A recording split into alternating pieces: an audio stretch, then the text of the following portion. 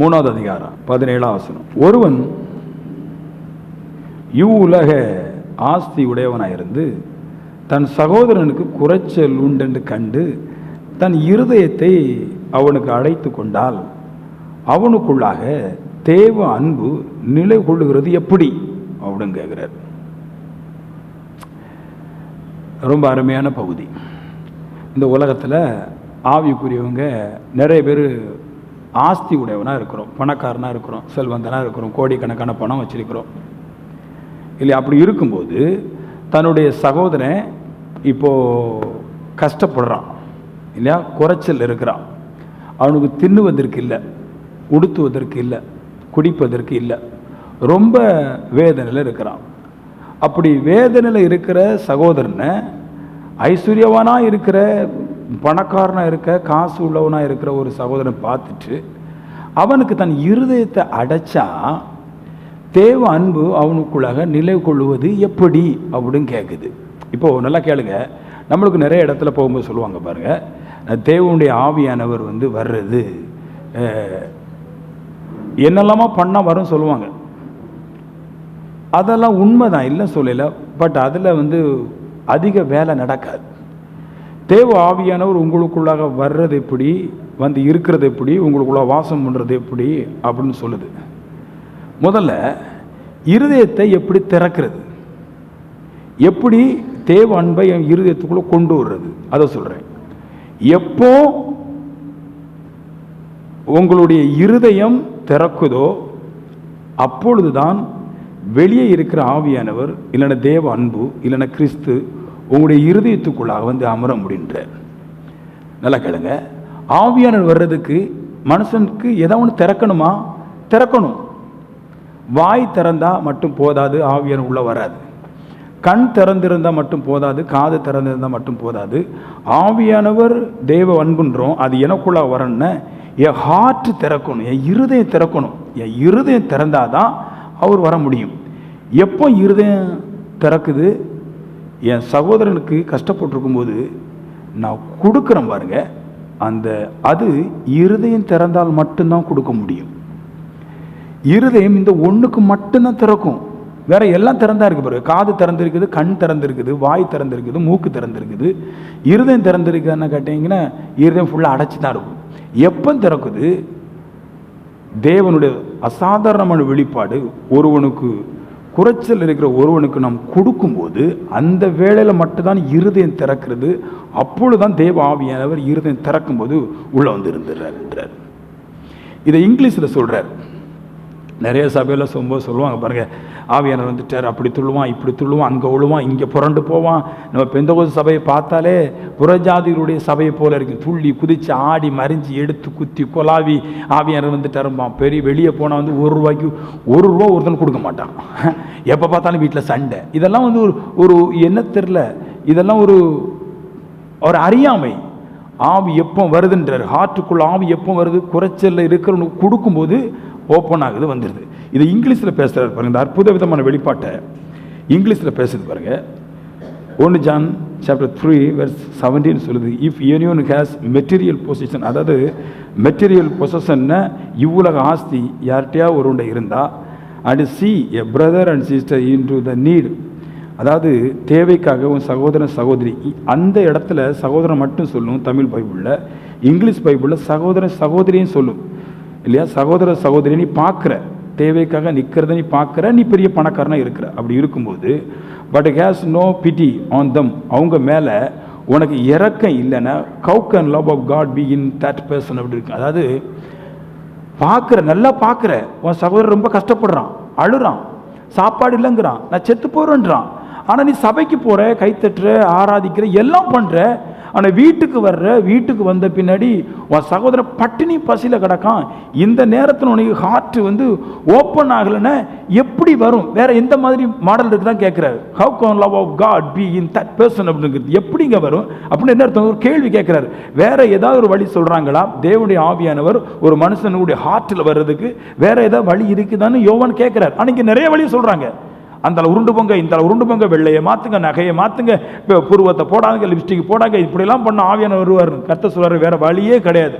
உன் ஹார்ட் எப்போ திறக்குது? ஏன்னா தெய்வம் எங்க வாசம் பண்றாருன்னா ஹார்ட்ல வாசம் பண்றாரு. அப்ப என் ஹார்ட் எப்போ திறக்குது, என் ஹார்ட் எப்போ ஓப்பன் ஆகுதோ அப்பதான் வர்றாரு. ஓப்பன் ஆகும்போது சொல்றாரு பிடி, இங்கிலீஷ்ல, அதாவது எனக்கு இருதயம், என் இருதயத்தில் எப்போ தோற்றுவிக்கப்படுதோ அப்போ நான் கொடுப்பிக்கப்படுவேன். இருதயத்தில் இரக்கம் என் சகோதர சகோதரிகளுக்கு வரும்போது அப்போ என் இருதயம் திறக்குது. தமிழில் கொடுக்கும்போது, இங்கிலீஷில் இரக்கம் வரும்போது, அப்போ என் நெஞ்சை பிழிஞ்சு நான் இன்னொரு மனுஷனுக்கு நன்மை செய்ய கொடுக்கும்போது கர்த்தர் அப்போ தான் உள்ள வந்துடுறார். எல்லா சபையிலும் வித்தியாசம் ஆவி பெறுறது. ஆனால் நம்ம ஒரு சபையில் மட்டும்தான் வித்தியாசம். புரியுதா உங்களுக்கு? வேற எல்லா சபையிலையும் நல்லா துள்ளணும், நல்லா பாடணும், சேரெல்லாம் அடித்து உடைக்கணும், சோதரம் சோதரம்லாம் சொல்லணும். ஆனால் இங்கே ஆவியானவர் வர்றதுக்கு அப்படி போதிக்கிறது கிடையாது. இங்கே ஆவியானவர் வர்றதுக்கு நீ பணக்காரனாக இருந்துட்டு இருதயத்தை எப்போ திறக்குறியோ கன்ஃபார்ம்ன்றாரு. Love of God be in that person அப்படின்றார். லவ், தேவ அன்பு நிச்சயமாக இந்த மனுஷனுக்குள்ளாக வந்து அமர்ந்துருன்றார். ஒரு கரங்களை தட்டிடுங்களேன். இது சாதாரண விஷயம் இல்லை. நான் எதுவும் உங்களுக்கு பேசுறது சாதாரண விஷயம் அல்ல. தேவனுடைய அன்பை நாம் பெறுவது சாதாரண விஷயம் அல்ல. உலகம் போற மாதிரி நம்ம பெறக்கூடாது.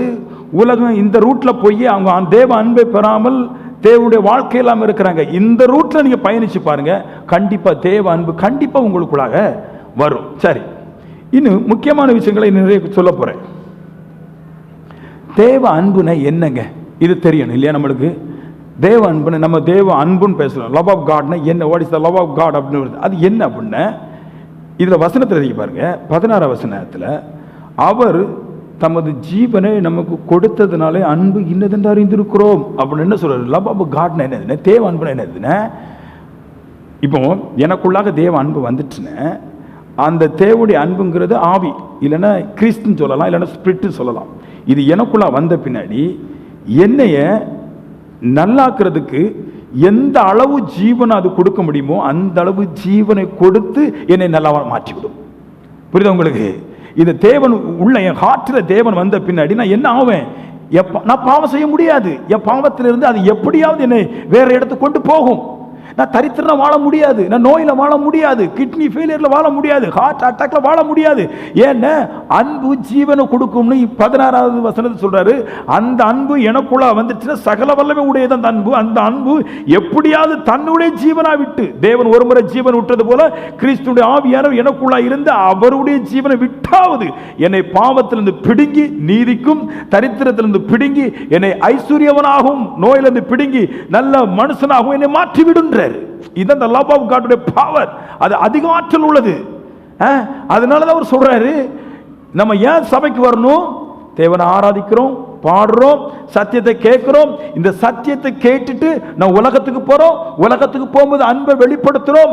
அன்பை நீங்க எந்த இடத்துல வெளிப்படுத்துறீர்களோ அந்த இடத்துல தான் ஆவி உள்ள வரும். நிறைய பேர் பாயிண்ட் என்ன, சபைக்கு போனா ஆவியானவர் வந்துருவாரு கிடையாது. சபைக்கு போறதுனால ஆவியானவர் கிடையாது. சபைக்கு போய் இங்க சொல்லப்பட்ட சத்தியத்தை கேட்டு உன் இருதயம் எங்கே திறக்கிறதோ அங்கேதான் ஸ்பிரிட் உள்ள வந்து உனக்குள்ளாக இருந்து உன்னை ஆட்கொண்டு உன் நிலைமைகள் எல்லாவற்றையும் மாற்ற போகுது. ஒரு பாயிண்ட் சொல்றேன், என் கண்ணில் காண்ற தேவன், வெளியே இருக்கிற தேவன் எனக்கு பிரயோஜனம் இல்லை. தெய்வம் இருக்கிறாரா இல்லையாராங்க? இருக்கிறார்.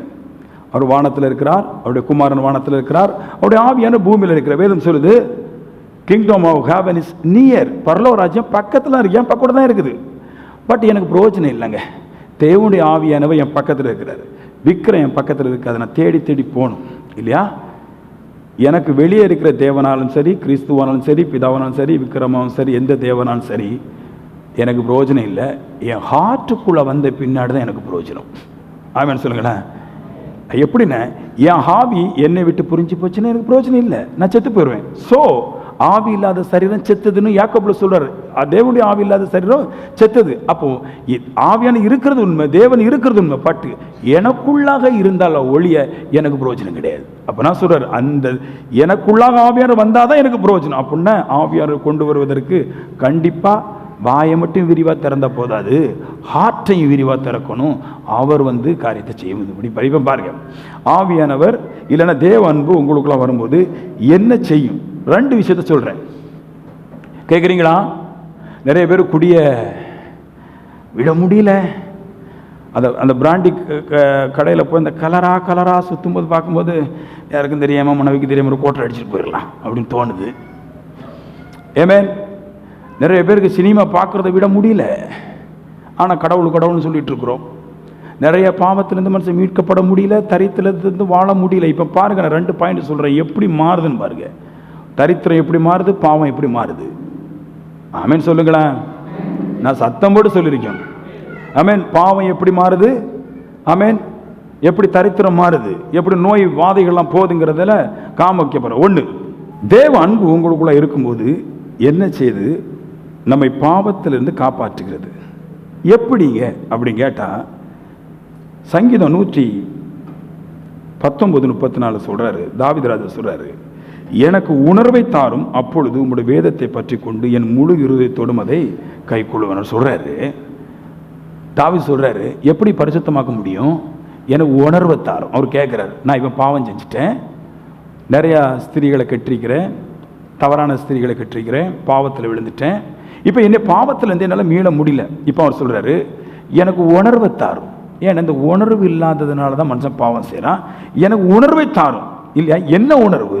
அவர் சொல்றாரு, எனக்கு உணர்வு வந்துருச்சுன்னா பாவம் என்னை கேவலப்படுத்தும், என் குடும்பத்தை அவமானப்படுத்தும், என்னை வேலை செய்ய விடாது, தந்திரமான காரியங்களை செய்யப்படும், என் பணத்தை செலவழிக்கும், என்னை முன்னேற விடாது, என்னை திருப்பி பாவத்தில் கொண்டு போகுங்கிற உணர்வை தேவனுடைய ஆவியானவர் உங்களுக்கு உள்ளே இருந்தால் உணர்த்திட்டே இருப்பார். நீ அதை செய்யாத, நீ இன்னைக்கு இல்லாட்டி நாளைக்கு கெட்டு போவ, உன் காசு நாசமாக போகும், உன் பிள்ளைங்க கெட்டு போயிடும், உன் மனைவி இதனால் உன் மேலே வெறுப்பு கொண்டு அது வேற பக்கமாக போகும். அதனால அது என்ன செய்தான், தேவனுடைய ஆவியானவர் உள்ளே இருந்து, தேவ அன்பு உள்ளே இருந்து உணர்த்திட்டே இருக்குமா. அதான் தாவீது சொல்றாரு, எனக்கு உணர்வு உள்ள இருதயத்தை தாரும். எனக்கு உணர்வு இல்லை, எனக்கு குடித்தாலும் உணர்வு இல்லை, பாவம் செஞ்சால் உணர்வு இல்லை, எது செஞ்சாலும் உணர்வு இல்லை, திருப்பி செஞ்சுட்டே இருக்கிறேன், இப்போவும் நான் பாவத்தை குறித்து நல்ல உணர்வை தாரும். தந்த உடனே ஒரு பயம் வந்துடுது. இப்போ என்ன செய்யறான், அப்பொழுது எனக்கு உணர்வு வந்துருச்சுன்னா, பாவத்தை குறித்து உணர்வு வந்துருச்சுன்னா, அப்பொழுது உமது வேதத்தை பற்றி கொண்டு, உடனே எங்க வருவான் ஒரு மனுஷனுக்கு, பாவத்தை விடன்னு எங்க வருவாங்க, இங்க வருவான். பாவம் யாருக்கா உடன்பாங்க, இங்க வருவான். உடைய வேதத்தை பற்றி கொண்டு அதை கை கொள்வேன்றார். ஏன்னா இந்த பாவத்தை ஒரு மனுஷன் பாவத்தை போக்கணுங்கிற உணர்வு வந்துச்சுன்னா இந்த வேதத்தை பற்றி கொள்வான், இந்த வேதத்திற்கு கட்டளையை பற்றி கொள்வான். ஏன்னா இந்த வேதமும் வேதத்திற்கு கட்டளையும் தான் ஒரு மனுஷனை பாவத்திலிருந்து மாற்றுகிறது. எப்படி மாற்றுது பாருங்க. அதனால இதை பிடிச்சுக்கிடுறான். எங்க போறதுக்கு, பாவத்திலிருந்து என்னை மீட்கிறதுக்கு இந்த உலகம் முழுக்க எனக்கு பாவ உணர்வை தருது. எங்க போனாலும் பாவ உணர்வு தான் தருது. ஒரு ஃப்ரெண்டு கூட பழகினா பாவ உணர்வை தர்றான், இல்லை ஒரு டியூஷனுக்கு போனால் பாவ உணர்வு தர்றா. இப்போலாம் ஸ்கூலுக்கு போக முடியாது, ஃபுல் பாவ உணர்வு வந்துடுது. என்ன டீச்சர்மார்களே இங்கே ஆடிட்டு தான் கிடக்கிறா, ஸ்கூலில் பாவ உணர்வு வந்துடுது. காலேஜ்லாம் போக முடியாது, எல்லாத்துக்கும் பாவ உணர்வு வருது. பாவத்தை போக்குவதற்கு, பாவ உணர்வு வந்த பின்னாடி பாவத்தை போக்குவதற்கு என்ன செய்ய வேண்டும், இந்த வேதாகமத்தை சார்ந்து விடுகிறான், இந்த வேதாகமத்தை கைக்கொள்ள விருப்பப்படுறான், கைக்கொள்ளுகிறான். இதனாலே பாவம் என்ன செய்து அவனை விட்டு மாறி இருந்துட்டாரு. எப்படி மாறுது பாருங்க. இப்ப காட்டி தரேன் பாருங்க. இவன் பாருங்க, சங்கீதம் 49:3, என் இருதயம் உணர்வை தியானிக்கும் சொல்றாரு. என் இருதயம் இருக்குல்ல, எப்படிப்பட்டது, உணர்வை தியானிக்கும். ஏன் இருதயம் உணர்வை தியானிக்கும்? ஏன் இருதயத்தில் கர்த்தர் இருக்கிறார், தெய்வம், பரிசுத்த தெய்வம் இருக்குது. இந்த தெய்வம் என் இருதயத்தில் இருக்கிறதுனால என் இருதயம் என்ன செய்தான், இவன் உணர்வை தியானிக்குதான். அதை திங்க் பண்ணான். வாழ்றோம், நம்ம குடும்பம் கேவலமாக ஊர் பேசும், அதனால் பாவத்தை அடக்கி கொண்டு நான் பாவத்திலிருந்து விடுதலையாக்கப்பட வேண்டும் என்று என் இருதயமே தானாகவே தியானிக்குதான். எனக்கு பாவத்தில் விழ பண்ணுறதுக்கு நிறைய வழிகள் இருக்குது. குடி இருக்குது, மனுஷங்க இருக்கிறாங்க, நிறைய வழிகள் இருக்குது. உலகம் முழுவதும் பொல்லாங்கின் கையிலையும் உலகம் முழுவதும் பாவத்தில் கிடக்கிறது என்று அறிந்திருக்கிறோம். அப்படின்னா அந்த உலகம் முழுக்க ஒருத்தனை பாவத்தில் தள்ளுது.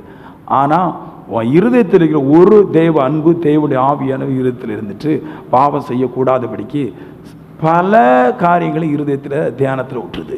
இப்போ என்ன ஆகுது, இருதயம் வேத வசனத்தை உணர்வுபூர்வமாய் தியானிக்கும் போது இருதயம் எங்கே சாடிடுதுன்னா வேதத்தை தியானிக்குது, உணர்வுபூர்வமாக வேதத்தை தியானிக்குது, பரிசுத்தத்தை தியானிக்குது, பாவத்தை தியானிச்சுட்டு அப்புறம் பரிசுத்தத்தை தியானிக்குது. தியானிக்கும் போது பாவத்தை விட்டு விலகுவதற்கு அவனுக்கே இருதயம் வந்து விடுகிறது. ஆமீன் சொல்லுங்களா, சொல்லுங்க. ஆமென். அம்மா சொல்லுது பாவத்தை விடுறா, அப்பா சொல்லுது உங்க போகாத, நீ அவங்க கூட சுத்தாத, நீ போவாத, கேவலமா இருக்கு, உன்னை பத்தி தான் பேசுறாங்க, எந்த போலீஸ் பிடிச்சிட்டு போறான்னு தெரியல, எங்க எஃப்ஐஆர் போடுறான்னு தெரியல, நீ அந்த பைக்கில் போகாத, நீ அதை செய்யாத இதை செய்யாதன்னு பல காரியத்தை போட்டு பேசிட்டு இருக்கிறான். ஆமீன் சொல்லுங்களேன். ஆனா பிள்ளைங்கள் கேட்கல. எல்லா வீட்லையும் தகப்பமார்கள் தாய்மார்கள் பிள்ளைய அடிச்சு அடிச்சு அடிச்சு அடிச்சு நீ பாவம் செய்யாத பாவம் செய்யாதுன்னு சொல்லத்தான் செய்யறான். கேட்கவே செய்யாது, மறுபடியும் அதில் தான் ஓடும். ஆனால் அவர் சொல்றாரு, என்னைக்கு ஒரு பர்சன் ஹார்ட்டில் வேத வசனத்தை தியானிச்சு உணர்வடைகிறானோ இனி பாவம் செய்ய மாட்டான். இந்த பாவத்தை விடுறதுக்கு உலகத்தில் வேற வழியே இல்லை. அந்த வசனத்தை தியானிக்கணும், அதில் உணர்வு வரணும், உணர்வு வந்த பின்னாடி அதை கை கொள்ளுவான், கை கொண்ட பின்னாடி பரிசுத்தவனாய் மாறிவிடுகிறான். இது இப்படித்தான் ஒரு மனுஷன் அடுத்த கட்டத்துக்கு, நல்ல ஒரு கட்டத்துக்கு, பாவத்தை விட்டுட்டு நல்ல கட்டத்துக்கு போக முடியுது. நம்ம ஊரில் இந்த கல்யாண வீட்டில எல்லாம் கொஞ்சம் பேர் பிரசங்கம் பண்ணுவாங்க, பார்த்துருக்கீங்களா? எனக்கு கூட பிரசங்கம் பண்ணாங்க, உங்களுக்கும் பிரசங்கம் பண்ணுவாங்க. கல்யாண வாழ்க்கைன்னா என்னதுங்க, அதுதான் பிள்ளைங்கள் தகப்பன் கணவன் மனைவிக்கெல்லாம் இருக்குது. ஒருவருக்கு ஒரு விட்டு கொடுக்கணும். கேள்விப்பட்டிருக்கீங்களா? எல்லாருடைய கல்யாணத்தில் எத்தான் சொல்லுவார், சகோதரி உன் புருஷனுக்கு விட்டு கொடு, குணா மனைவிக்கு விட்டு கொடு. ஒரு பெரிய டைரக்டர் பேசுறார், நீங்க குடும்பத்தை நல்லா நடத்த நினைக்கிறீங்களா? அப்போ பெரிய பெரிய ஆக்டர்லாம் கேட்டுருக்கிறாங்க. அப்போ அவர் சொல்றார், ஆக்டர் வீட்டில் கரெக்டாகிட்டு குடும்ப வாழ்க்கை போகாது, அதனால் குடும்பம் நல்லாக நீங்கள் நினைக்கிறீங்களா? அப்போ குடும்பத்தை ஜெயிக்க நினைக்கிறீங்களா, மனைவியை ஜெயிக்க நினைக்கிறீங்களா அப்படின்ட்டு. நான் சொல்கிறேன், குடும்பத்தை ஜெயிக்க நீங்கள் நினச்சிங்கன்னா மனைவிட்ட தோற்று போயிருங்கன்னு அவர் சொல்கிறார். அப்படிலாம் விட்டு கொடுக்கக்கூடாது. ஆமேன். உங்களுக்கு ஒரு மனுஷனுடைய புத்தி தெரியுமா? நீங்கள் உங்கள் பையன் ஒரு முறை குடிச்சிட்டு வர்றவங்கள ஒருக்கா விட்டு கொடுத்து பாருங்க, முதல் நாள் வாயை தொடச்சிட்டு வருவான், ரெண்டாம் நாள் பாட்டிலோடே வருவான். இங்கே நிறைய பேர் மனைவிமாருங்க புருஷமாருங்கன்னு வாழ்க்கை எடுத்துக்கங்களா, பிள்ளைங்க எடுத்துக்கங்களா, விட்டு கொடுத்து தான் எல்லாம் கெட்டு போச்சு.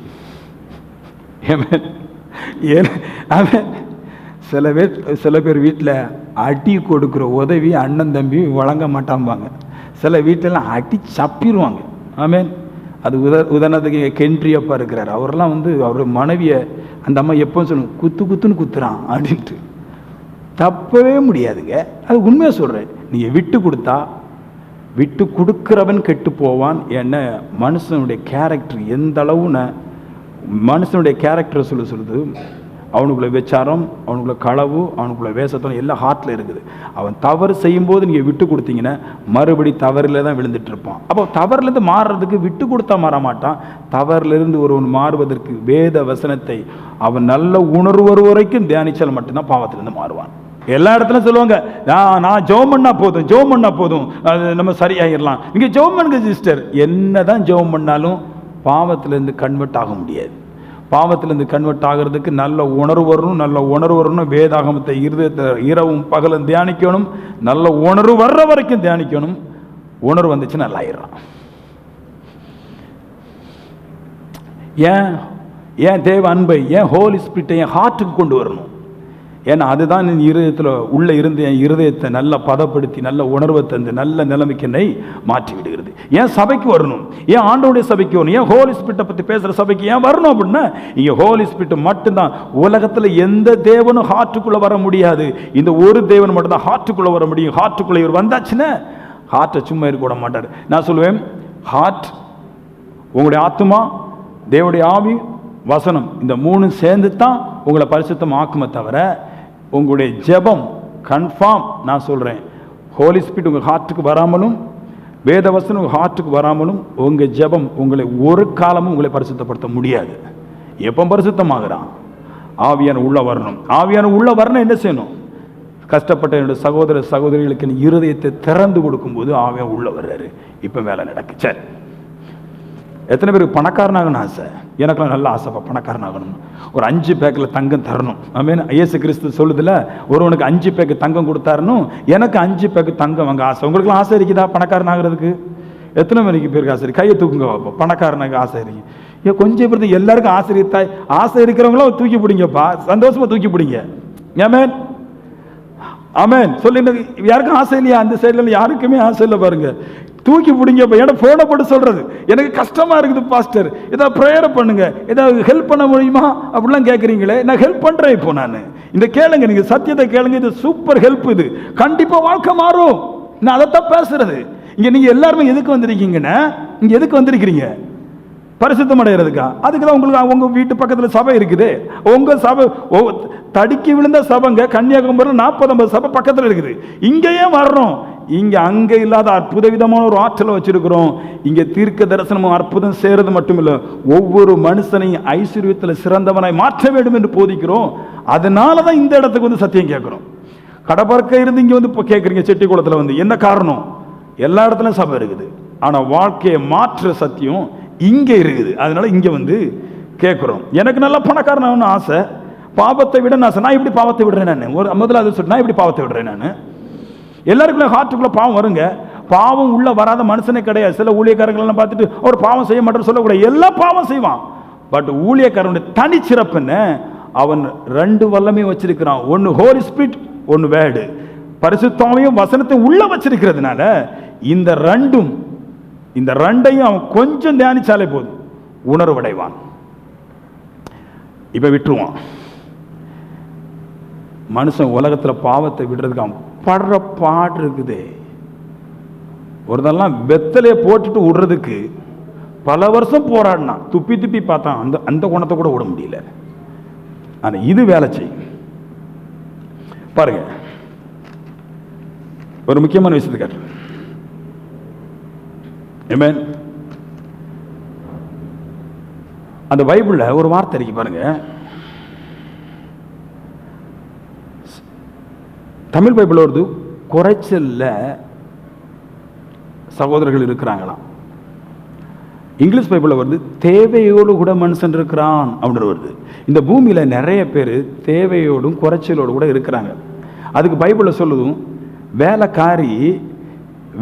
வேலைக்காரி எஜமாட்டியை நோக்கி இருக்குமா போல, வேலைக்காரன் எஜமான நோக்கிமா இருக்குது போல, ஆவிக்குரிய நிறைய பேர் மனுஷன் கையை எதிர்பார்த்துட்டு இருக்கிறான். ஆண்டவரே தந்துராண்டானா, இவ்வளோ கஷ்டம் இருக்குது, இவ்வளோ தேவை இருக்குது, இவ்வளோலாம் பாடு இருக்குது, இவ்வளோ வேதனை இருக்குது, ஆண்டவரே என் கஷ்டம் எப்போ குறையும்?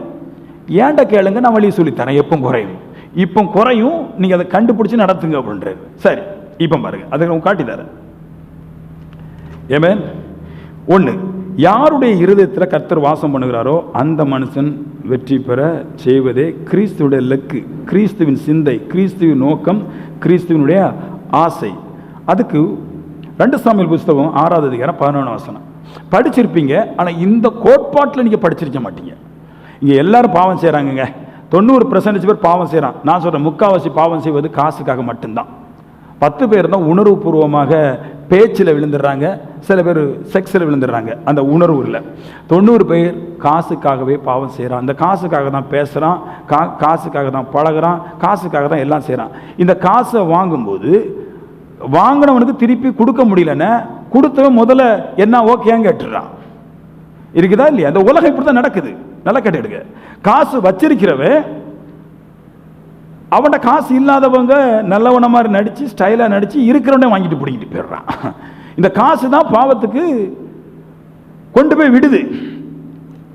காசு வச்சிருக்கிறவன் நல்ல பாவம் செய்ய துணிவது, காசு இல்லாதவன் காசு இருக்கிறவன் போய் பாவ வார்த்தைகளை சொல்லி காசை பிடுங்குறான். அப்ப நான் சொல்றேன், உங்ககிட்ட காசு இருந்தா நீங்க பாவ வார்த்தைகளை ஐஸ்வர்யவான் சொல்லி நீங்க பாவத்தில் வேண்டிய அவசியம் கிடையாது.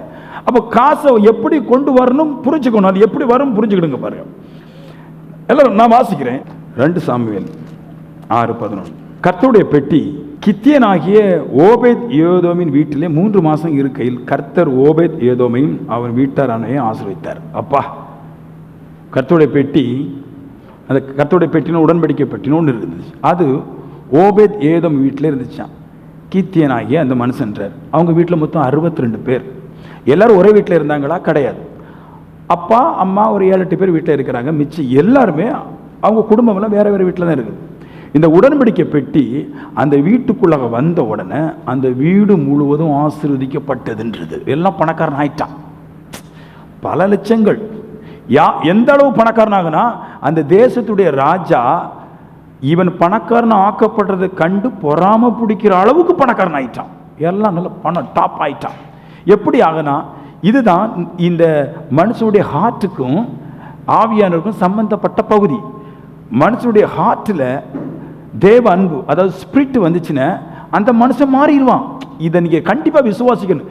என்னைக்கு ஒரு மனுஷனுக்குடைய இருதயத்தில் ஆவி வருது, இது தேவனுடைய ஆலயம் தான். பட் நிறைய பேருக்கு ஆலயம் இருக்குது, ஆவி இல்லை, தேவன் இல்லை. என்னைக்கு இந்த தேவன் வருதோ அப்பமே இந்த வீடு ஆசீர்வதிக்கப்பட்டிருக்கும். இதைத்தான் அங்கே சொல்லுது. ஓபேத் ஏதோமின் வீட்டில் இருக்குது. வீட்டுக்குள்ளாக உள்ளுக்குள்ள வந்த உடனே 3 மாசத்துல மிகுந்த பணக்காரன் ஆயிட்டான். எப்படி இருக்கு பாருங்க. 3 மாசம் நம்ம எல்லாம் மாங்குன்னு உழைக்கிறோம், ஒன்றும் கிடைக்க மாட்டேங்குது. பல வருஷம் உழைச்சி பார்க்குறோம், எல்லாம் அவுட் ஆயிடுறோம். 3 மாசம் ரிச் ஆயிட்டான். என்னன்னு, அந்த வீட்டுக்குள்ளாக அந்த உடன்படிக்கை பெட்டி வந்துச்சு. இப்போ சொல்றேன், நீங்கள் எல்லாம் தேவனுடைய வீடு. இந்த வீட்டுக்குள்ளாக எப்போ ஸ்பிரிட் வருதோ, எப்போ தேவ அன்பு உள்ள வருதோ, அந்த இமைப்பொழுதே நீங்கள் எல்லோரும் வேறொரு ஐஸ்வர்யவனாக மாறிவிடுவீர்கள், செல்வந்தன மாறிவிடுவீர்கள். இங்க போட்டு பிரச்சனையை போட்டு பண்ணிட்டு இருக்கேன். நாங்கள் எனக்கு கடவுள் கைவிட்டாரு, எனக்கு கடவுள் தரல, நான் கடவுள்கிட்ட இத்தனை வருஷமா போயிட்டு. நீங்க எத்தனை வருஷம் போறது முக்கியம் இல்லைங்க. நீங்க இன்னைக்கு வந்து தான் சரிதான். இன்னைக்கே உங்களுக்குள்ள ஆவியானவர் வந்தா நான் சொல்லுவேன் 3 மாசத்துல உங்க வாழ்க்கை மாறி. நீங்க சபைக்கு வந்து 40 வருஷம் ஆனாலும் சரிதான், 400 வருஷம் ஆனாலும் சரிதான், தேவனுடைய ஆவி உங்களுக்கு உள்ள வரலன்னா நீங்க மாற முடியாது. நீங்க சொல்லலாம், என் மனைவி நல்லா பாடுறா, என் மனைவி நல்லா ஜெபிக்கிறா, என் மனைவி சூப்பரா ஆராதனை நடத்த தெரியுமா. இதெல்லாம் வந்து ட்ரைனிங். இதெல்லாம் வந்து ஆவியானவர் இருக்கிறதுனால வர்றது கிடையாது. இது ட்ரைனிங், முயற்சினால வருது. நான் சொல்லுவேன், ஆவியானவர் உள்ள வந்தா பாடுறதெல்லாம் வராதுங்க. ஆவியானவர் உள்ள வந்தா பணம் வரும். பாடுறது என்னுடைய ஆற்றல், பணம் வர்றது தேவாற்றல். நான் சொல்வேன், ஆவியானவர் எனக்குள்ள வந்து விட்டால் என் நிலைமை மாறும். இப்போ பாருங்க, இது தாவீதுக்கு தெரிஞ்சிட்டு. என்னது, உடன்படிக்கை எந்த வீட்டில் இருக்குதோ அந்த மனுஷன் நல்லா வந்துடுறான் அப்படின்ற சத்தியம் தாவீதுக்கு தெரிஞ்சிட்டு, தாவீதுக்கு சொல்லப்பட்டுச்சு. தாவீது போறாரு. நல்லா கேளுங்க. சில பேர் எப்போ பார்த்தாலும் வருமே, எனக்கு பிரச்சனை, எனக்கு பாடு, ஏன் சொல்றீங்கன்னு கேட்குறேன் நான். ஏன் சொல்றீங்க? வழி இல்லைன்னா சொல்லலாங்க, வழி இல்லைன்னா சொல்லலாம். எனக்கு கஷ்டமா இருக்குது, எனக்கு வேதனையா இருக்கு, எனக்கு ஐயோ முடியல, ஏன் சொல்றீங்க? வழியை தான் சொல்லித்தரேன். உங்களுடைய இருதயத்தில் ஆவியானவரை கொண்டு வருவதற்கு நீங்கள் பாவம் செய்யாமல் நன்மை செய்யுங்கள். பாவம் செய்யாமல் நீங்க நன்மை செஞ்சீங்கன்னா ஸ்பிரிட் உள்ள வரும், வந்த வாழ்க்கை மாறும். இப்ப தெரிஞ்ச உடனே தாவீது ஆள் அனுப்பிட்டான். ஓபேத் ஏதோம் வீட்டுக்கு தாவீது ஆள் அனுப்பிட்டான் இல்லையா? ஆள் அனுப்பின பின்னாடி 6 தப்பட்டி நடந்த பின்னாடி இருக்கு. கீழே படிச்சு பாருங்க. 6 தப்பட்டி. தப்பட்டின்னு என்ன தெரியுமா? இருக்காது, பைபிள் நிறைய படிச்சிருங்க. 6 தப்பட்டி. 6 தப்பட்டின்னு 6 ஸ்டெப்பு. இப்படி 1 2 3 4 5 6. அப்போ ஓபேத் ஏதோம் வீடு, அதுல உடன்படிக்கை பெட்டி தூக்கிட்டு இதுல வந்துட்டான். வந்த உடனே தாவீது, வேதம் சொல்லுது, மாடுகளையும் கொழுத்த ஆட்டுக்கடாக்களையும் பலியிட்டான் அப்படின்னு. என்னதுங்க இந்த பலியிடுற என்ன தெரியுமா உங்களுக்கு? எல்லாரும் சொல்றாங்க, சோத்திரம் சோத்திரம், கர்த்தருக்கு துதி பலி செலுத்துங்க. இந்த பெருக்குமான் ஃபாதர் கொஞ்சம் தப்பு பண்ணிட்டார். அவருக்கு பாட தெரியும் பாருங்க, அதனால எல்லாத்தையும் துதிலையும் பலியிலையும் பாட்டில் கொண்டு போட்டார். எல்லாம் துதி பலி செலுத்துங்க, நன்றி பலி செலுத்துங்க. எங்க இது வாயினால செலுத்தா, வாயை நீ வாடகைக்கு வாங்கின்னு பேசலாம், வேலைக்கு ஆகாது. அது பெருக்குமான் ஃபாதரை பார்த்து கொஞ்சம் பேச வேண்டியிருக்குது. நன்றி பலி அது உகந்த வாசனை, துதி எடுத்தா சாத்தான் ஓடுவான், வாயை வாடகை வாங்கி பேசுறான். இங்க அது செய்யல. பலின வாயில பேசுறது பலிதான், அது வந்து பழுக்காது. இந்த பலி இல்ல. தாவீதை விடமா இங்க எல்லாரும் பாடுறவங்க இருக்கிறாங்க. தாவீது அங்க வந்து அங்க வேதம் சொல்லுது, எல்லாரும் நல்லா பாடினான், ஆடினான் இருக்கு. கீழே அடிச்சு கொட்டெல்லாம் அடிச்சுட்டு பாடினான் இருக்குது இல்லையா? ஓபேத்தை உன்னை ஏபேத்தை கட்டிக்கிட்டு நல்லா டவலையும் கட்டிக்கிட்டு ஆடினான் பாடினான் இருக்குது. அதான் நன்றி பலி துதி பலி. பட் அதையும் தாண்டி வாயில என்ன சொன்னானோ அதை செயலா செஞ்சான். இப்படிதான் உங்களுக்கு நன்றி உமக்கு ஸ்தோத்திரம் அப்படி சொன்னா நீ 1000 ரூபாய் காணிக்க வச்சுட்டு போனா அதான் நன்றி. வாயினால சொல்றத கரத்தினால் நிறைவேற்றணும், இதான் நன்றி. நீங்க எல்லாரும் ஸ்தோத்திரம் ஆண்டவரே ஸ்தோத்திரம் அப்படியே பேக்கில் பைசா வச்சு பூட்டிட்டு போனா அது ஓத்திரமா தான் திரும்பி வரும். நன்றி சொல்லும்போது அந்த நன்றியை காட்டிட்டு போகணும். அதுக்கு தான் முதல்ல 6 ஸ்டெப்பு போன பின்னாடி ஆடு மாடு கொளுத்த கன்றுலாம் அடிச்சு பெடல் எடுக்கிறான். என்னது அது? What is mean? அவன் என்ன பண்ணணும் அவங்களுக்கு தெரியுதா? என்ன பண்ணணும் உங்களுக்கு புரியாது. நான் சொல்றேன் அவன் என்ன பண்ணான்னா அவனுக்கு ஒன்று தெரியும். ஓபேத் ஏதோம் தேவனுடைய சபையில படிகள் உண்டுமா. அந்த படிகள் ஒரு வரிசையில் உள்ளவன். அவன் கேரக்டர் என்னென்ன, அவன் போய் தேவ சமூகத்தில் பாடி நன்றி செலுத்திட்டு அவன் தேவ சமூகத்தை விட்டு வெளியே போகும்போது சகோதர சகோதரிகள் தரித்திருக்க எல்லாவற்றுக்கும் தன்னிடத்துல இருக்கிறவைகளை அவன் விட்டு கொடுத்துருவான். வெளியே போனோன்னு இங்கே கர்த்தருக்கு எத்தனை மணி நேரம் நன்றி செலுத்துறானோ அந்த நன்றியை தரித்திர இடத்துல போய் காமிப்பான், செய்வான். இதை அறிஞ்சுக்கிட்டு தாவீது இப்போ வர்றாரு. வந்தவனா வீடு தாண்டி 6 அடி போனவொடனே எல்லாத்தையும் வெட்டி பலி கொடுக்க. என்ன பலி ஆண்டவரே? இருதயத்தை காட்டுறான். நான் கொடுக்கிற ஒவ்வொரு ஆடும் மாடும் தேவனுக்கும் உகந்தது கிடையாது, அது வெட்டி நாசமா தான் ஆக்குறோம். ஆனா என்ன, நீர் எனக்கு என்னுடைய என்ன உடன்படிக்கை பெட்டி தேவனுடைய ராஜ்யத்துக்கு போக மாட்டேன்னு சொல்லி அடம் பிடிச்சு நிக்குது. இப்ப கூப்பிடுறது தாவீது சொல்றான், ஆண்டவரே இந்த உடன்படிக்கை பெட்டி ஓபேத் ஏதோம் வீட்டில் இருந்தபோது கர்த்தர் நல்ல பணக்காரன் ஆக்கினார். இந்த உடன்படிக்கை பெட்டி இஸ்ரவேலுக்கு எங்க நாட்டுக்கு வரமாட்டேன் சொல்லுது. ஏன் வரமாட்டேன் சொல்லுது? நாங்க நன்மை செய்ய ஆள் இல்லை, அதனால வரமாட்டேன்றாரு. இப்போ தாவீது சொல்றான், ஓபேத் ஏதோமை பார்க்கணும் பல மடங்கு நான் தேவனுக்காக நன்மை செய்வேன், அந்த நன்மையை பலி மூலமா காட்டுறேன். இப்ப நீங்க வாரியர்னு கூப்பிட்ட உடனே தேவன் ஒண்ணுமே சொல்லாம அப்படியே போயிட்டு. இதுக்கு முன்னாடி போகல. இப்போ இந்த வித்தையை காட்டி ஓபேத் ஏதோம் வித்தையை காட்டி கொடுத்த உடனே அவன் பாடகன். ஓபேத் ஏதோம்ங்கிறது தேவ சமூகத்தில் பாடகன். அவன் அந்த செயலை வெளிப்படையை காட்டி கொடுத்த தாவீது அறிஞ்சுக்கிட்டு நன்றி சொல்றதுனால ஒண்ணு நடக்காத, நன்றிக்கு பிரதிபலனா ஏதாவது செய்யன்னு சொல்லி ஓபேத் ஏதோம் வீட்டுக்கு முன்னாடி தாவீது எல்லாம் எனக்கு இருக்கிறதெல்லாம் தேவனுக்கு குப்பை என்று அவன் வெளிக்காட்டின போது தேவன் அப்பொழுதுதான் தேவனுடைய ஆலயத்துக்கு போவதற்கு இருதயம் கொண்டு தேவனுடைய ஆலயத்திலேயே வாசம் பண்ணார். நல்லா புரிஞ்சுக்கணும். தாவீது கூட்டணும் ஏன் தேவன் போகணும்? புரியுதா உங்களுக்கு? தாவீது ஓபேத் ஏதோம் வீட்டில் தேவனுடைய உடன்படிக்கை பெட்டி இருக்கும் போது தாவீது கூட்டணும் தேவன் போறதுக்கு தேவன் ஒன்றும் தாவீதுடைய வேலைக்காரன் கிடையாது. இதுக்கு முன்னாடி தாவீது ஒரு முறை போய் கூப்பிட்டான், அங்கிருந்து பெட்டி வரமாட்டேன்ட்டு அது தொட்டம்லாம் செத்தான். ஆனா ஏன் அப்பம் போல இப்பம் போதுன்னு முன்னாடி தாவீதுக்கு இந்த சிஸ்டம் தெரியாது, பாடம் மட்டும்தான் தெய்வான். ஆனா தேவனுக்காக எதையும் நஷ்டம் என்று குப்பை என்று விட மாட்டான். இப்போ ஒன்று புரிஞ்சுட்டு அவனுக்கு தெய்வத்துக்காக நஷ்டமும் குப்பைன்னு எல்லாத்தையும் விட்டுட்டோம்னா தேவன் என் ராஜ்யத்துக்குள்ள வருவார், என் வீட்டுக்குள்ள வருவார், என் ஆலயத்துக்குள்ள வருவார் புரிஞ்சுக்கிட்டான். எல்லாம் செஞ்சான். தெய்வம் ஓபேத் ஏதோம் வீட்டில் இருந்து இப்போ தாவீதுடைய நகரத்துக்கு போயிட்டு தேவனுடைய ஆலயத்துக்குள்ள பெட்டி போயிட்டு இப்போ என்ன நடந்துச்சு பாருங்க. இங்க நம்மளுக்குலாம் கொடுக்கறதுக்கு வராது. கொடுக்கணுமா? நம்ம கொடுக்கணும். நான் சொல்ற மறுபடி, நீ கொடுக்கும்போது மட்டும்தான் ஹார்ட் பிரியும். இல்லைன்னா இன்னும் ஒன்றுக்கு மட்டும்தான் ஹார்ட்டில் அட்டாக் வந்தால் மட்டும்தான் ஹார்ட் பிரியும்.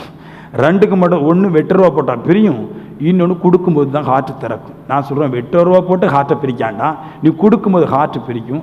தேவன் உள்ள வரும். பல வருஷமாக செய்வா ஒரு நல்லா வரல பாரு சபைக்கு போய். நீ ஏன் சபைக்கு ஒரு நல்லா வரல? ஏன்னா இங்கே கடவுளை ஏற்றுக்கொள்வதற்கு இருதயத்தை திறக்க மாட்டேன்றான். இருதயத்தை பாடி திறக்கிறான். பாடினால் வருவார் கர்த்தர். அவ்வளோ கேனேனா உங்கள் வாய்க்கெல்லாம் கர்த்தர் வர்றதுக்கு உங்கள் ஹார்ட்டுக்கு மட்டும்தான் கர்த்தர் வரும். ஹார்ட்டுக்கு மட்டும்தான் கர்த்தர் வரும். உங்கள் ஹார்ட் என்ன பேசுது என்ன சிந்திக்கிறதுன்னு அவருக்கு தெரியவே தெரியும். உங்கள் ஹார்ட்டோட நினைவுகளாம் அவர் அறிந்திருக்கிறார். இது செம்மையானவைகளை நினைவு கூறும்போது கொடுத்துடுறாரு. அதில் வாசிக்கிறேன் பாருங்க. இப்போ தாவீதுடைய நிலைமை எப்படி மாறி போச்சு, எப்படி சின்ன தாவீது பெரிய பணக்காரன் ஆயிட்டான். ஆமென். என்ன சொன்னாலும் நம்மளுக்கு இருதயம் வரல பாருங்க. அப்படியே பார்க்குறாங்க, கொடுக்கணுமாக்கும், நம்ம காணிக்க 500 ரூபா போடணுமாக்கும், தசமபாவத்தை ஒரு படங்கு கொடுக்கணுமாக்கும்.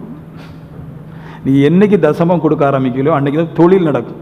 தொழில் நடந்த உடனே இருதயம் ஒரு மாதிரி வாடும். ஐயோ இவ்வளோ காசை கொண்டு அந்த பெட்டியில் போட்டு அவரு கோட்டை சுட்டு போடுறதுக்கா, நம்ம அவரு சபை கட்டுறதுக்கா நம்ம காசை கொடுக்கணும், நம்ம கஷ்டம் அவருக்கு தெரியும். No, wrong thought. அது தவறான ஒரு எண்ணம். பேசக்கூடாது. ஏன்னா கடவுளால் நீ நல்லா வரணும்னா கடவுளுக்கு சகலத்தை விருதாக்கணும். இப்போ பாருங்க, 1 சாமுவேல் 7வது அதிகாரம் 1ஆம் வசனம். கர்த்தர் அந்த உடன்படிக்கை பெட்டி தேவனுடைய ராஜ்யத்துக்குள்ள கொண்டு போய்பட்டாங்க இல்லையா? கர்த்தர் ராஜாவை சுற்றிலும் இருந்த அவனுடைய எல்லா சத்துருக்களுக்கும் அவனை நீங்களாக்கி. அப்பா ஹோ ஏமேன். நான் சொல்றேன், உங்களை பார்த்தா ஐ லவ் யூ சொல்றவன் கர்த்தர் வந்தா உங்களை விட்டு ஓடிடுவான். சொல்லுங்களேன். நிறைய பேருக்கு விட முடியல. லவ்வை எப்படி விடுறது? நான் சொல்றேன், உங்க சத்துரு ஆவியானவர் உள்ள வரும்போது சத்துருலாம் உங்களை விட்டு ஓடியே போயிடுவான்றது. தேவனுடைய உடன்படிக்கை பெட்டி தேவனுடைய ராஜ்யத்துக்குள்ள போன பின்னாடி அங்கே இருக்கிற எல்லா பலவீனங்களும் அவனை விட்டு ஓடினது, சத்துருக்குள்ள ஓடினட்டாங்க இருக்குது. இளைப்பாற பண்ணின போது அவன் தன் வீட்டிலே வாசமா இருக்கே அப்படின்றது. இப்போ நல்லாயிட்டான், இளைப்படைகிறான். அப்பா எல்லா சத்துரும் போயிட்டான்பா. நம்மளுக்கு சூனியம் வச்சவன், நம்மளுக்கு கெடுத்தவன், நம்ம குடும்பத்தை நாசம் பண்ண எப்போ நினைக்கிறவன், நம்ம வீட்டார் நம்மளுக்கு யார் தெரியுமா சத்துரு? நம்ம நல்லா கேளுங்க, நம்மளோட சத்துரு யாரு? ஒன்று நம்ம புருஷனாக இருப்பான், இல்லைன்னா தாய் தப்பனாக இருப்பான், இல்லைன்னா பக்கத்து வீட்டுக்காரனாக இருப்பான். இதை பார்க்கல பெரிய சத்துரு வரைய மாட்டான், இவன் தான் வருவான். இவனை எப்படி பக்கத்தில் இருக்கிறவனை எப்படி தீர்த்து கிடத்துறது? ஆவியார் உள்ள வரும்போது அவனை தூக்கி மாற்றிடுறாரு. மாற்றின பின்னாடி சமாதானம் வந்துடுது. இப்பொழுது நீ உன் வீட்டில் நிம்மதியாக கடக்க முடியும். அந்த பணம் என்னை ஒரு நாள் கூட நிம்மதியாக வாசம் இருக்க விடவே இல்லை. காசு இல்லை, கொந்தளிப்பு. இந்த கடுகை சட்டியில் போட்டால் எப்படி துடிப்போனோ அப்படி தான் ஒரு காலத்தில் துடித்தேன். இந்த கடுப்பான காலத்தில் கூட நான் கர்த்தரை விட்டு கொடுக்கல. நாளுக்கு நாள் தேவன் என்னோட ஹார்ட்டுக்கு வருவதற்காக எவ்வளோ போராட முடியுமோ அவ்வளோ போராடினேன். எனக்குள்ளாக தேவன் என் கரத்தை வந்து பிடிச்சி என்னை பிடிச்சிட்டு நம்ப மாட்டாங்க. தேவனாய் இப்படியே ஒரு நாள் அழுதுட்டு அந்த சபையில் ஒரு பக்கம் இருக்கும்போது, நான் எனக்கு வழியே இல்லையா ஆண்டவர், நான் என்ன செய்யன்னு சொல்லும்போது என் கரத்தை பிடிச்சிது. சொல்லிச்சு, இன்னையிலிருந்து நான் ஒன்றே பிடிச்சிருக்கிறேன், என்னுடைய சமூகத்தை விட்டே நீ போகாத, நீ என்ன தியானி, என்ன பாடு, என்ன துதி, நீ வேற வேலையை செய்யாண்டாம், பாடு, தியானி, துதி, வேதவாசி. இதே பண்ணிட்டு இருந்தேன். நிலவை மாறிட்டு நான் எங்கே வேலைக்கும் போகல, யார் வீட்டில் போய் கடமும் கேட்க போகல, ரிச் ஆகிட்டேன். இதைத்தான் தாவீது செஞ்சான், இதுதான் ஓபதேதம் செஞ்சான், அதை பார்த்து தாவீது செஞ்சான். தாவீது பார்த்துட்டு நான் செய்கிறேன். இப்போ நான் உங்களுக்கு சொல்கிறேன், நீங்கள் வீட்டில் அமர்ந்திருங்கள், வேதத்தை நல்லா வாசிங்க, பாடுங்க, ஆவியை பெற்றுக்கொள்ளுங்க, தேவனுடைய வார்த்தையை தியானிங்க, அதுக்கு நேரத்தை கொடுங்க. நான் சொல்லுவேன், பாவம் இல்லாத ஒரு வாழ்க்கை பணக்காரனாக மாற்றிக்கிட்டு இருக்கு. வா ஏமேன். எங்க கடன் கடன் கடன் கடன் கடன் சொல்றவங்களா இனி பணம் பணம் சொல்ல போறோம். ஹார்ட்டில் கர்த்தர் வந்தா நீ பணக்காரன் ஆயிடலாம். ஏமேன். சரி, இந்த விஷயத்தில் ஒரு இந்த வசனத்தில் முக்கியமான பாயிண்ட், எப்பவுமே வசனத்தை சுற்றி தான் போறது. உன் சகோதரனுக்கு குறைச்சல் இருந்தா நீ கொண்டு போய் பார்த்து கூடுன்னு சொல்லிச்சு இல்லையா? எதனால கர்த்தர் இந்த வார்த்தையை சொல்லுது? உன் சகோதரன் பட்டினி கிடந்தா, பசியை கிடந்தா பார்த்துட்டு சும்மா விடாத, கொஞ்சம் இருந்தா கொடுத்து உதவு அப்படின்னு சொல்லுது. ஏன் சொல்றாரு? ஒரு பாயிண்ட், உபாகம் 15:4 தேவனுடைய இருதயத்தில் இருக்கிற ஆனந்தமான ஒரு சத்தியம், மகிழ்ச்சிகரமான சத்தியம் என்ன? எளியவன் உங்களுக்குள்ளே இல்லாது இருக்கும்படி இப்படி செய்ய வேண்டும். அதாவது ஒரு சபன் இருந்தா, ஒரு சகோதரன் இருந்தா ஏழையா இருக்கக்கூடாதான். கடவுளுடைய அற்புத விதமான வெளிப்பாட்டை பாருங்களேன். ஏழையா இருக்கக்கூடாதுன்னு கடவுள் திங்க் பண்றாரு. யாருக்கு ஏழையா இருக்கக்கூடாது? ஏன்னா ஏழையா இருக்கிறவன்ட போய் கேளு, அந்த வறுமையை பற்றி பேசுவான். குடலை பிடுங்குற வறுமையா இருக்கும், பயங்கர மோசம். காசை தந்துக்கிட்டு நம்மளை படாதப்படுத்திடுவாங்க. அதனால கடவுள் என்ன சொல்றாரு? ஒரு ஏழை இருக்கும்போது, ஒரு பணக்காரனா இருக்கும்போது மாற பிரச்சனை போட்டு பிரச்சனை வந்துடுது. எல்லாருமே ஐஸ்வர்யவனா இருந்தா யாருக்கும் பிரச்சனை இல்லை பாருங்க. அதனால கடவுள் என்ன சொல்றாரு? தேசத்திலே எளியவன் இருக்கலாகாதபடிக்கு ஒருவருக்கு ஒருவர் நீங்கள் குறைச்சல் இருக்கணும் கொடுத்து அவனை ஐஸ்வர்யவனாய் மாற்றுங்கள்ன்றார். சரி, நல்லா கேளுங்க. நீங்க உங்க சகோதரனுக்கு கடன் கொடுக்குறீங்க இல்லையா? அதில் 7 வருஷம் போட்டிருக்கிறாங்க. 7 வருஷம் நம்ம கடன் கொடுக்கலாம் அப்படின்ட்டு. கடன் கொடுத்துட்ட சகோதரனுக்கு கடத்தை திருப்பி தர அவனுக்கு வக்கில்ல. இப்போ என்ன பண்ணணும்? கடத்தை மறந்துடணும், மைண்ட்ல இருந்து எடுத்துடணுமா? ஆமீன். கடை வாங்குறவங்களுக்கு பயங்கர சந்தோஷம், அப்பா நம்ம வாங்கிட வேண்டியதுதான். ஏன்னா 7 வருஷம் எப்படியோ ஓட்டி விட்டுட்டு அப்புறம் மறந்துடுவா அப்படின்ட்டு அப்படி இருக்கக்கூடாது. ஏழையா இருக்கிறவன்ட்ட கடை கொடுக்கும்போது ஐஸ்வர்யவானை மறுபடியும் ஆசீர்வதிக்கும்படிக்காய், மேலும் மேலும் ஆசீர்வதிக்கும்படிக்காய் சொல்றாரு. கொடுத்துட்டேன 7 வருஷம் 8 வருஷம் தர முடியாம ஆயிட்டுன, அப்புறம் அதை விட்டு நான் உன்னை திரும்பவும் ஆசீர்வதிக்கிறேன். எப்படிங்க மறுபடி பெரிய பணக்காரனாகிறது? கொடுத்தா கேட்காத. எத்தனை பேர் இந்த சத்தியத்துக்கு வர போறீங்க?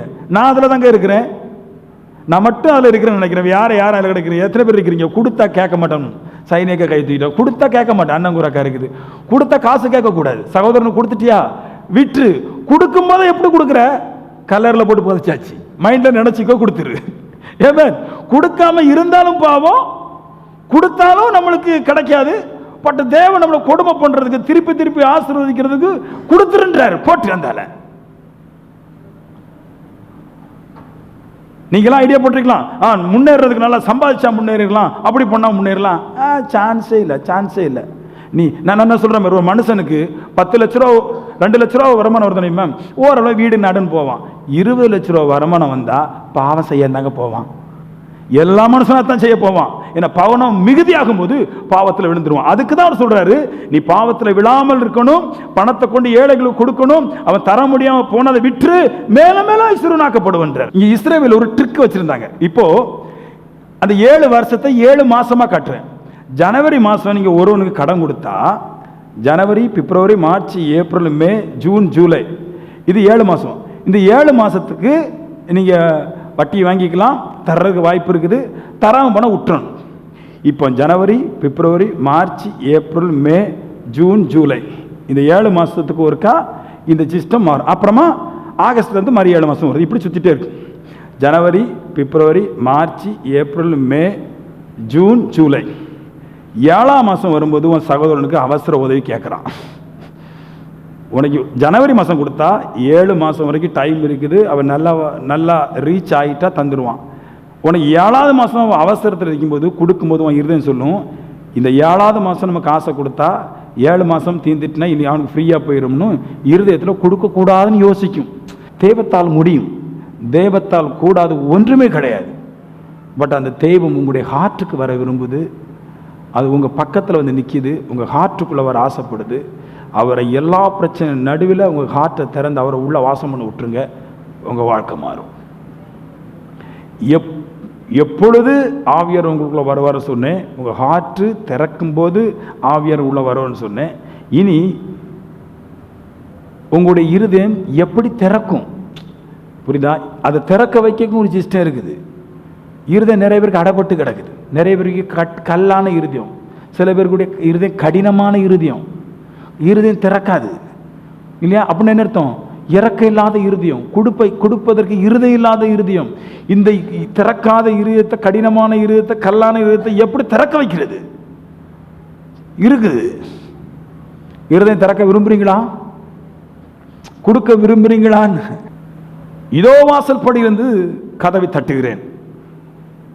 வெளிப்படுத்தும் 3:20 சொல்றாரு, இதோ வாசல் படியிலிருந்து நின்று கதவை தட்டுகிறேன். கத்த சொல்றாரு, கதவு தான் இருதயம். இங்கே நான் இங்கே இருக்கிறேன், ஒருத்தன் அங்கிருந்து கதவை தட்டுறான், டங் டங் டங் டங் தட்டுறான். இதோ வாசல் படியிலிருந்து கதவை தட்டுகிறேன், ஒருவன் சத்தத்தை கேட்டு கதவை திறந்தால் என்ன அர்த்தம்? வெளியே இருந்து ஒருத்தன் தட்டுறான், பாஸ்டர் விஜயகுமார் கதவை திறங்க, பாஸ்டர் விஜயகுமார் கதவை திறங்கன்னு தட்டுட்டே இருக்கிறான். நான் அந்த சத்தத்தை கேட்டுட்டு, சில நேரத்தில் அப்படிதான் நடக்கும், சத்தத்தை கேட்டு திறப்பேன், திறந்த உடனே உள்ள வந்துடுவான் இல்லையா? இதோ வாசல் படியிலிருந்து கதவை தட்டுகிறேன் அப்படின்னு என்ன அர்த்தம்? உங்க இருதய பக்கத்தில் இருந்து தேவன் தேவனுடைய வார்த்தையை வச்சு சொல்லிட்டு இருக்கிறாரு, தட்டுற அரைப்போம். இருத தெர, இருத தெர, என்னன்னு தெர தெர தெர, நான் வரணும், நான் உள்ள வரணும், உள்ள வரணும், தெர தெர தட்டுற இருக்கிறாரு. என்ன அர்த்தம்? எதை தட்டுறதுல என்ன? குடிய உன் சகோதரன் சகோதரிக்கு கொடுத்துட்டு போ, நீ அதான் தட்டுறது. தட்டுறார், குடு, உதவி செய், நன்மை செய், போ, ஏழைகளுக்கு கொடு, தரித்திரம் கொடு, போ, நல்லா செய், போய் அப்படின்னு தட்டே இருக்கிறாரு. நம்ம சபையில் தட்டும், மற்ற சபையிலாம் கிடையாது. இங்கே தட்டே ஆகும். ஏன்னா பிரசங்கம் அப்படிதான் பண்ண முடியும். எல்லாரும் பொய் சொல்ல முடியாது. அண்ணா கடவுள் தந்துருவாரு, ஜெபம் பண்ண தந்துருவாரு, இந்த பொய் எல்லாம் என்னெல்லாம் பேச முடியும்? உண்மை தான். நீ கொடுத்தா கிடைக்குங்க. நீ ஒரு ஆளுக்கு சாதாவே நீ ஒரு ஆளை பழகிட்டு கொடுத்துப்பாரு, கண்டிப்பா 4 பேர் கொடுத்தீங்கன்னா 3 பேர் என்னைக்கு உனக்கு இறங்கத்தான் செய்வான். தெய்வம் சொல்லுது, இதோ வாசல் படுத்து கதவை தட்டுறேன், நான் தங்கிட்ட தட்டுறேன், இருது தர, நான் உனக்குள்ள வரணும், நான் உனக்குள்ள வரணும் ஆசைப்படுறேன், நான் உனக்குள்ள வந்து வாசம் பண்ண எல்லாம் நல்ல மாதிரி ஆயிரும், இருது தரன்னு தர்றாரு. எவனாவது ஒருவன் இந்த சத்தத்தை கேட்டு இருதயத்தை திறந்துட்டால் அவர் சொல்றாரு, நான் உள்ளே வந்து வாசம் பண்ணுவேன், அங்கே போஜனம் பண்ணுவேன், அவன் என்னோட ஒரு போஜனம் பண்ணுவான். யாராவது ஒரு ஆள் தான் திறப்பாங்க. கேட்கறதுக்கு நல்லதான் இருக்கு பிரசங்கம், ஆனா இருதயம் திறக்க மாட்டாங்க. வசனத்தை பிரசங்கம் சொல்லுது. நான் சொல்லுவேன், யார் ஒரு மனுஷன் இருதயத்தை திறப்பான், தேவனுடைய சத்தியத்தை, தேவனுடைய வார்த்தையை திருப்பி திருப்பி கேட்க கேட்க கேட்க கேட்க கேட்க கேட்க இருதயம் திறக்கும். இருதயம் திறக்கும் போது கொடுக்கிற இருதயம் வரும்.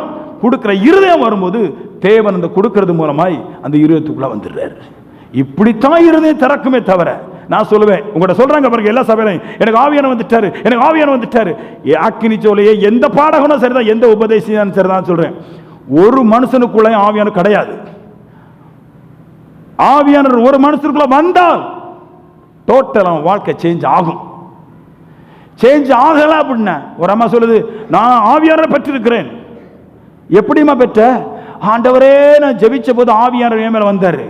புருஷனை கொண்டு போய் கேஸ் கொடுத்துட்டான். ஆவியானவர் வந்த உடனே டைவர்ஸை கொடுங்க, அவனுக்கு டைவர்ஸை கொடுங்க. என்ன ஆவின்னு தெரியல. அது இந்த பேய்க்கு எப்படி கடவுள் வந்துருக்கும் சொல்லுங்க? எனக்கு ஆவியானவர் வந்துட்டார், ஆவியானவர் வந்துட்டார். புருஷனுக்கு சாப்பாடு கொடுத்தியா? அவன் பொங்கி திண்டு கிடக்கான், கிருக்கேன். அவனுக்கு என்ன? ஐய், இது என்ன ஆவின்னு தெரிய மாட்டேங்குது. இப்படிதான் ஆவியானவர் வருது. நான் சொல்லுவேன், கொடுங்கிறது என்ன அர்த்தம் அப்படின்னா, உன் கணவனுக்கும் கொடுக்கணும், தகப்பனுக்கும் கொடுக்கணும், சண்டைக்காரிக்கும் கொடுக்கணும், எல்லாருக்கும் கொடுக்கணும். நான் சொல்லுவேன், ஆவியை பெற வேண்டுங்கிற வெறி இருக்கிறவன் தன்னை இழந்தாவது பெற்றுக்கொள்வான். ஒரு சொல்றார், ஏசு இப்படி சொன்னார். ஒருத்தன் போறான், முத்துள்ள ஒரு நிலத்தை கண்டுட்டான். அதை பார்த்துட்டு வெளியே போய் தனக்கு உண்டானவர்களை விற்றாவது அந்த நிலத்தை வாங்குவான்றார். எனது முத்து. அப்படி போல ஆவியானவர் எப்படிப்பட்டவருங்கிற தெரிஞ்சிருச்சா, தனக்கு உண்டானவர்களெல்லாம் விட்டு எப்படியாவது ஆவியானவர் இருதயத்தில் கொண்டு வருவார். ஆவியான இருதயத்துக்குள்ள வந்த பின்னாடி அவர் என்னோடு போஜனம் பண்ணுவார், நான் அவரோடு போஜனம் பண்ணுவேன். வாட் இஸ் த மீன்? இதோட அர்த்தம் என்னதுன்னா, நான் என்ன சொன்னாலும் கர்த்தர் கேட்பாரு, கர்த்தர் என்ன சொன்னாலும் நான் கேட்பேன். கர்த்தர் என்ன சொல்லுவார்? நீ பணக்காரன் ஆகும் சொல்லுவார், நீ பாவத்தை விடும் சொல்லுவார். நான் என்ன கேட்பேன்? என்னை பணக்காரனா ஆக்கும் கேட்பேன். ரெண்டு பேரும் மாற மாற ஒருவருக்குள் பேசி இவர்களை பாவத்தில் இருந்து நித்திய ஐஸ்வர்யமும் நித்திய ஜீவனுக்கும் கொண்டு போயிடும்.